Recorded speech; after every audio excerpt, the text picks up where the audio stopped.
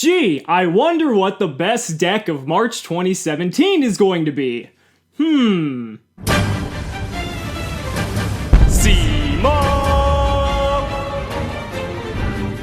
What's going on, guys? It's Cimo. Now, today I'm going to be bringing to you my meta-analysis for March 2017. I was going to bring you guys a meta-analysis right after YCS Seattle, but since the Invoked came out pretty much right after that event, and we had YCS Atlanta this past weekend at the time of recording this video, I figured it didn't really make sense to make a meta-analysis when the entire meta is just going to shift again in less than a couple weeks. So now that we're in a new month, and now that we've had YCS Atlanta conclude, I can now definitively give you guys what I think what you should expect going into the March 2017 format. Now, YCS Atlanta was really interesting because Paleozoic actually won the event in a just massive amount of zoo decks, and I don't think a lot of people were expecting that. Not that Paleozoic is a bad deck by any stretch of the imagination, but more so because of the fact that zoo is just such a consistent deck, and there's so many good players playing the deck that if you're just hedging your bets and playing the numbers, the chances that zoo was going to win were incredibly high, but Paleozoic ended up on top. I did a whole video explaining my reasoning on that if you want to go ahead and check it out. But moving on to the meta-analysis, here is the pie chart that I know you guys all love, and this is kind of what we're looking at. So as you can tell, yeah, by no surprise, Zodiac is still, in my opinion, obviously the top contender. I mean, so many of the top decks from YCS Atlanta, YCS Seattle, even UDS Peru, which a lot of people were probably not really focusing on because YCS Atlanta was happening simultaneously, but in UDS Peru as well, Zodiac was taking up like half, if not like almost half, of the top slots of the top cuts. And that just goes to show because Zodiac is just such an incredibly consistent archetype that its power is just now being met full force. This kind of happened in Japan where once a certain point hit, like Zoo was just completely dominating the format. It was being used in a bunch of different other variants that we're going to move into later on as well. But Zodiac has definitively solidified itself as the best deck. Now, we still have 6 months that we've gone without a ban list, so really at any point in time, Konami could just drop the ban hammer on us and completely fucking neuter the deck, which has a very high chance of happening, but honestly, anything can happen at this point. So, aside from the fact that we might have a ban list, this is pretty much what we're looking at. So, Zodiac's obviously on top. My number 2 deck is Kaiju Zodiac, because Kaiju Zodiac was also very highly represented as well. Now, Kaiju Zodiac, before and probably going into YCS Seattle, was probably like the top contender just because so many people were just loved the OTK with Interrupted Kaiju Slumber, as well as just any one of your 12 Rat Pier enablers, and you basically had game, assuming your opponent didn't have any back row. And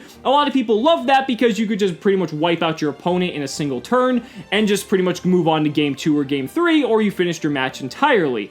But I think what happened was people realized that the Kaijus are, as a supplemental engine, they are much more catered to going second. And the biggest problem with that is that the Zodiac engine is specifically catered to going first, because you want to have, you know, your Dryden Digusto Emerald board with several back row going +3, and you'd rather have a bunch of defensive cards going first than a bunch of Kaijus which are catered to going second. Now, it definitely makes going second a lot better when you play the Kaiju build, but by comparison, there are plenty of other options now that players are realizing that they can use. Cards like Forbidden Chalice, My Body is a Shield, and all these other different types of cards that are better for going both first and second. And so that's why I think Kaiju Zodiac kind of lost some of its steam, especially with the introduction of My Body is a Shield into the meta, that people are realizing, along with Starlight Road as well, that people are basically catering for the Interrupted Kaiju Slumber,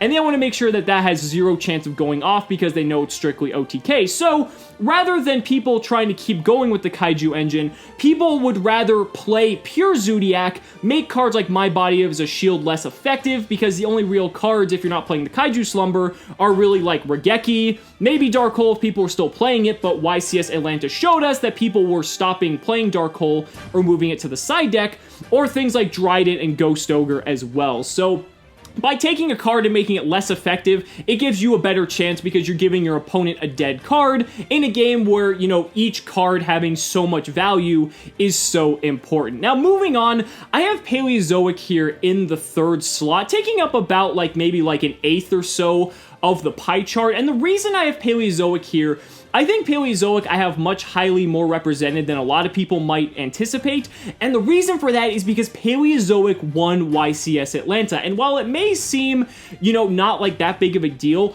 a lot of players are going to look now at Paleozoic and say, oh, Paleozoic beat all these other fucking zoo decks, so that means Paleozoic must be the best hard counter to zoo, which means I'm going to want to play that now. So you're going to start seeing a lot more people moving over to Paleo than you might think, just solely because of the fact that it got 1st place at YCS Atlanta. It took up 3, I believe, of the top 32 slots as well, and, you know, people were still playing it at Seattle, people were playing it in Peru.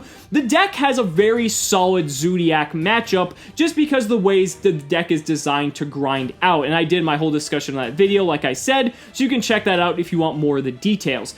Now, moving on, I have Infernoids, or Infernoid, pretty much all the Infernoid variants, whether it's Infernoid Zoo, whether it's 60-card Infernoid Zoo, whether it's 40-card Pure Infernoid, or 60-card Pure Infernoid, whatever the fuck you want to call it, I have Infernoid. So, Infernoid is still here because it was present at both YCS Seattle, YCS Atlanta, obviously UDS Peru as well. Infernoid is still going to be in contention because that grass looks greener, as well as helping Paleozoic, also tremendously boosts the effectiveness of a deck like Infernoid, and it also has a very good matchup against Zodiac because of the Infernoid's abilities to banish cards from the graveyards. You can banish out the rats. It makes them really hard to kind of deal with, and then you've got cards like Void Feast, which can just be an absolute blowout, as well as Void Imagination on top of that as well. And let's not also forget Fairy Tale Snow.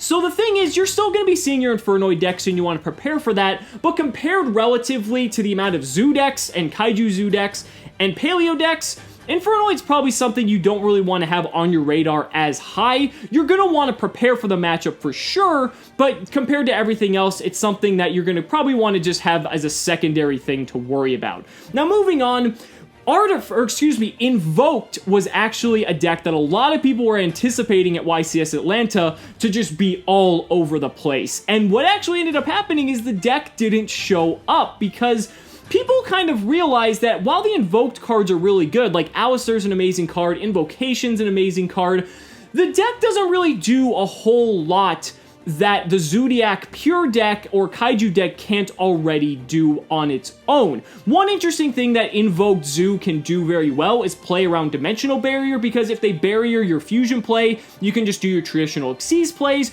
or vice versa, and that's something that's very powerful, but ultimately, the Invoke doesn't really add a whole lot to the deck that the deck couldn't already do. I mean, Makaba's a really powerful card, but, I mean, in all honesty, like, the deck, there's so many other better cards you can almost play than Makaba, and this also happened in the OCG. When Invoked came out, Invoked really didn't have that big of an impact that a lot of people were expecting. A lot of people still played it, but it kind of had this same effect that we're looking at here, where compared to just Pure Zoo was just completely outclassing Invoked Zoo until OCG got their ban list, putting Terratop and Tenki to 1. Then people moved towards Invoked Zoo because it didn't really have anything hit other than the Tenki for the most part. The deck doesn't really play Terratop unless you want it to.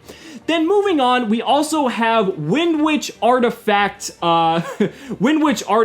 Invoked, or like Wind Witch Artifact Zoo, whatever kind of variants. This is kind of like the anti-meta pick that you actually saw a lot of feature matches of. And you know, if you can make an indestructible Crystal Wing for basically free with one card, have all your artifacts to protect, you know, your opponent from just going completely off, and you know, you have your Invoked engine as well, so you've got a Raijin to be able to flip shit face down. That's a pretty effective deck, and we've seen in the OCG as well that Wind Witch Invoked Artifact actually did very well as an anti-meta call against Zodiac. So we saw it a lot at YCS Atlanta. I believe 1 or 2 made it into the top 32. I don't remember how many specifically, but it was very well represented. But I think now that people see that Zoodiac just still completely outclasses it, because if the deck doesn't draw its artifacts, sanctums, or really its power cards, the deck kind of falls apart and really just can't hold up against the consistency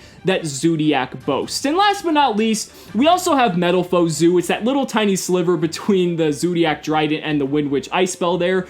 I have that in there because Metal Zoo, as long as Kieran's still around, I think Metal Zoo still boasts a lot of extreme power, but I think compared to all the other decks now, I think Metal Zoo is slowly guiding its way out of the meta, and just even with Kieran still around, like, it's just, compared to all the other options you have now, pure Zoodiac and Kaiju Zoodiac just do Zoodiac so much better than Metal Foes. You know, you got Paleozoic for the slow game, you got Infernoid just for all the crazy shenanigans that deck can do, and then people just are really liking Invoked and Wind Witch Artifact Invoked just as counter options for it in general. So I think you're starting to see Metal Zoo slowly phase its way out of the meta, but because Kieran's still around and is an extremely powerful card, and because the deck does utilize the pendulum mechanic, you're still going to be seeing the deck around just a little bit, but I really don't think it's going to make too much of an impact. So overall, this is what you're going to want to look for. I mean, you just want to keep using your anti-Zoodiac cards. You're definitely going to want to start siding cards like Denko Sekka, Royal Decree, or Jinzo, whatever works best in your deck for the Paleo matchup, because a lot of people made that mistake at YCS Atlanta, and it cost them. Even things like Twin Twister and Cosmic Cyclone, not only for the back row disruption, but also to chain in the middle of trap card effects so that they can't recur their Paleo monsters. And then you're also going to want to have your Imperial Iron Walls as well as your Artifact Lancias, not only for the Infernoid matchup, but also for the Invoke matchup as well, because if that deck can't banish and recur its resources, then that deck is in a lot of trouble. But that's it for my analysis, guys. Let me know down in the comments what you guys think. If you guys think that there's any differences that you believe are true, or anything that I might have left out, I'd really love to hear your thoughts. Thank you so much for watching the video. If you liked it, be sure to like the video as always. Subscribe to the channel for more amazing Yu-Gi-Oh content, and also be sure to back me on Patreon, because by pledging $1 a month, you're investing in my ability to continue bringing you amazing Yu-Gi-Oh content. So thanks so much again, and we'll see you next time.